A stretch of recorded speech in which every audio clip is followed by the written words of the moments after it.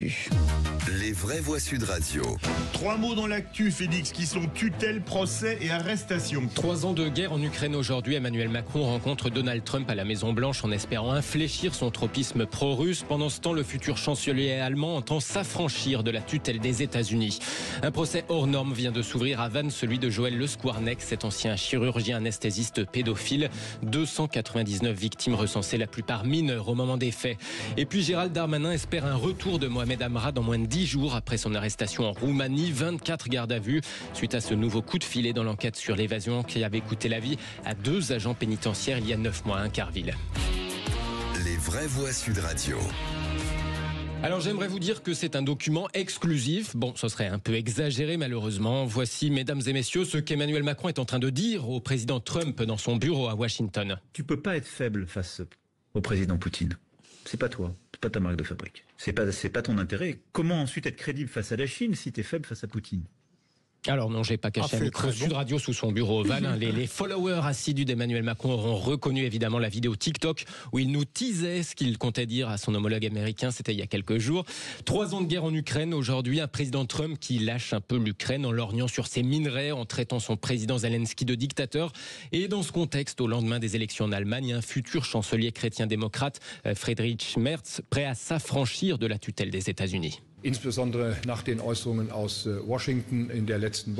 Après les déclarations de Washington la semaine dernière, il est clair que nous, Européens, devons maintenant être en mesure d'agir très rapidement. Les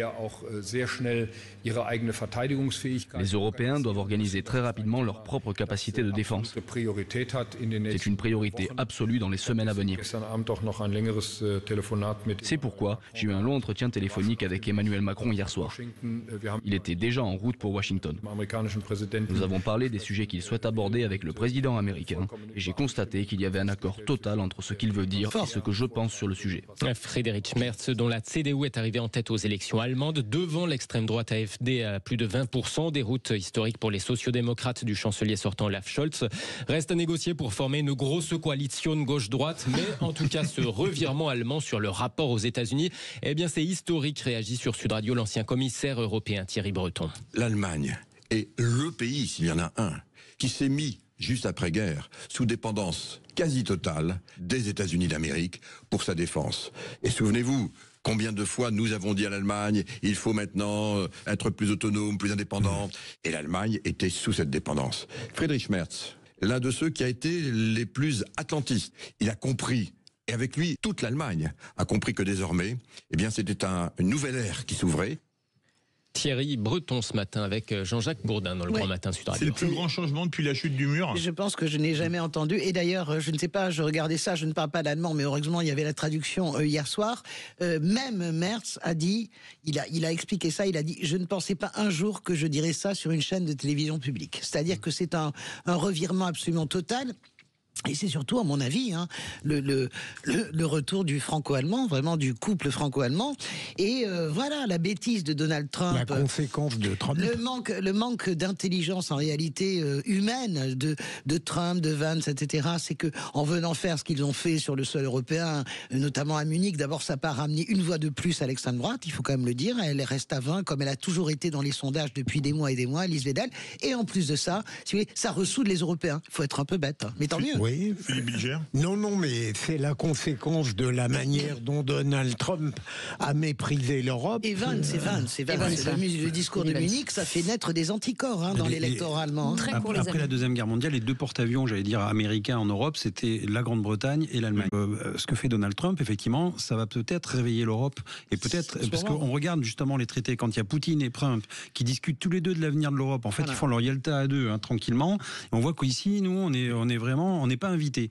Donc en fait, il nous remet à notre place, en fait, en disant vous êtes là juste pour consommer, les Européens, et surtout ne décidez de rien, on décide pour vous. C'est pas notre place, à un moment donné, voilà. Et à un moment donné, je pense que justement, ça va nous servir.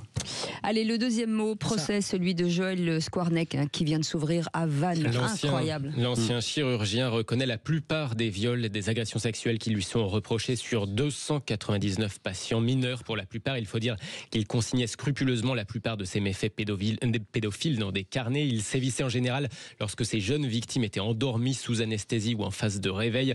Le tribunal était trop petit aujourd'hui. À Vannes, il a fallu réquisitionner des amphithéâtres de l'ancienne université à côté. Ce matin, des manifestantes se sont rassemblées sur place. Parmi elles, Patricia Lorcy, membre du collectif Nous Toutes. Ça peut changer aussi le cours des choses, je pense, sur le silence. Je pensais au silence dans les familles, mais il y a le silence aussi dans les lieux médicaux, dans les salles de garde, etc., les urgences. Enfin, j'étais infirmière, donc je sais de quoi je parle. Il y a des silences et des chapes de plomb là, qui existent depuis longtemps. Lié aussi à la hiérarchie, parce qu'il faut savoir que M. Le Squarnec, quand même, c'était un médecin spécialiste. Il y a quand même des mandarins dans le milieu médical devant lesquels on ne dit rien, on ne fait rien. Et à ce niveau-là, il faut que les choses changent aussi.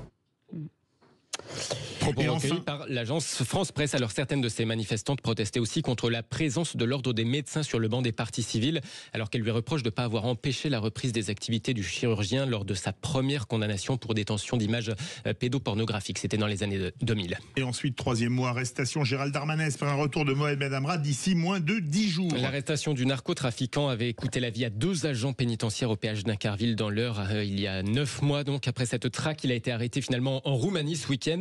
Et un nouveau coup de filet a eu lieu aujourd'hui et ce matin en France, au Maroc. Le ministre de la Justice, Gérald Darmanin, vient de faire le point. C'était il y a quelques minutes. En plus de M. Amra, il y a 24 gardes à vue au moment où nous parlons, opérés par les magistrats pour non seulement que M. Amra réponde de ses actes. J'espère que dans quelques heures, dans quelques jours, dans moins de 10 jours, puisque la Roumanie aurait donné son accord pour le retour de M. Amra en France, nous puissions le présenter devant des magistrats français, mais que l'ensemble de l'équipe qui a réussi à l'aider dans son évasion et qui sont aussi responsables évidemment des méfaits que j'ai pu dénoncer, puissent y répondre. Donc ces 24 gardes à vue, c'est une démonstration que ce n'est pas simplement M. Amra, mais toute l'équipe qui aurait été interpellée. C'est une très bonne chose pour l'autorité de l'État. Le garde des Sceaux, Gérald Darmanin, au micro de l'AFP. Merci beaucoup, Félix Mathieu.